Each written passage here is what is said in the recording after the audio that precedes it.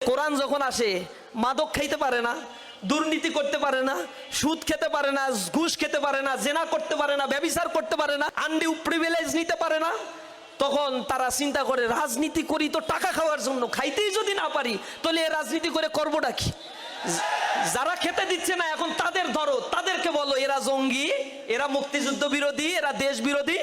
অথচ স্বাধীনতার পরে 54 বছরের ইতিহাস সাক্ষী, এদেশে 54টি বছরে এদেশের স্বাধিকার জন্য, এদেশের সার্বভৌমত্ব রক্ষার জন্য সামনের কাতারে থেকে জীবন বিলিয়ে দিয়ে কারা নজরানা পেশ করেছে, এ বাংলার ইতিহাসটা সাক্ষী দিচ্ছে। ইসলামী ছাত্র শিবির বিদেশে টাকা পাচার করে না, ইসলামী তার ছাত্র শিবির ধর্ষণ করে না, ছিনতাই করে না, খুন করে না, রাজধানী করে না, মানুষের সম্পদ লুণ্ঠন করা ইসলামী ছাত্র শিবিরের কাজ নয়। ইসলামী ছাত্র শিবির মানুষকে ডাকে সুশীতল এক কালামুল্লাহর দিকে, যে কালামুল্লাহ মানুষকে একমাত্র মুক্তি দিতে পারে। এই কথাগুলো যখন আমরা বলছি তখন কনস্পাইরেসি করে আমাদেরকেও ষড়যন্ত্র করে জেলে নেওয়া হয়েছে, হত্যা করা হয়েছে। কোরআনের পাখি আল্লামা দেলোয়ার হোসেন সাঈদীর কণ্ঠকে রোধ করার জন্য তাকে জুডিশিয়াল কিলিং এর মাধ্যমে জেলখানায় নিয়ে তাকে দিনের পর দিন সেখানে রাখা হয়েছে।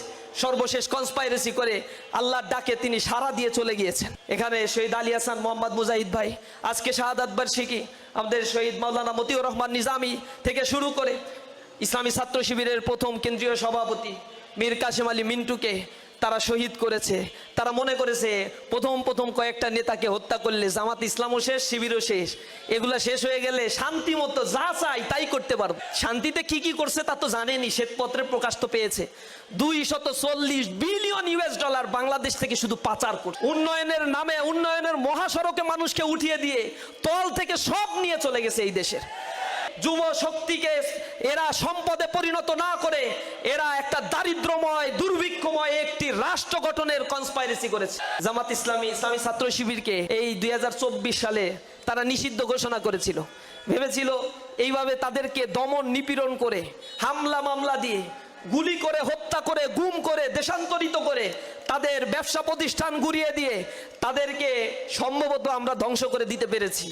কিন্তু যখন দেখছে বাংলাদেশের যৌক্তিক কোনো আন্দোলন যখন হয়, তখনই ইসলামী ছাত্র শিবিরের ভাইয়েরা বুকের তাজা রক্ত ঢেলে দিয়ে রাজপথে দাঁড়িয়ে যায়। তখন তাদের মাথায় ঢুকছে যে এদেরকে নিষিদ্ধ করা ছাড়া দ্বিতীয় কোনো আর রাস্তা খোলা নাই। তারা ভালোভাবে বুঝতে পেরেছিল ইসলামী আন্দোলনকে, ইসলামকে জুলুম নির্যাতন যত করা হয় সেখান থেকে নতুন সবুজ ঘাসের আরো দ্বিগুণ গতিতে জন্ম লাভ করে।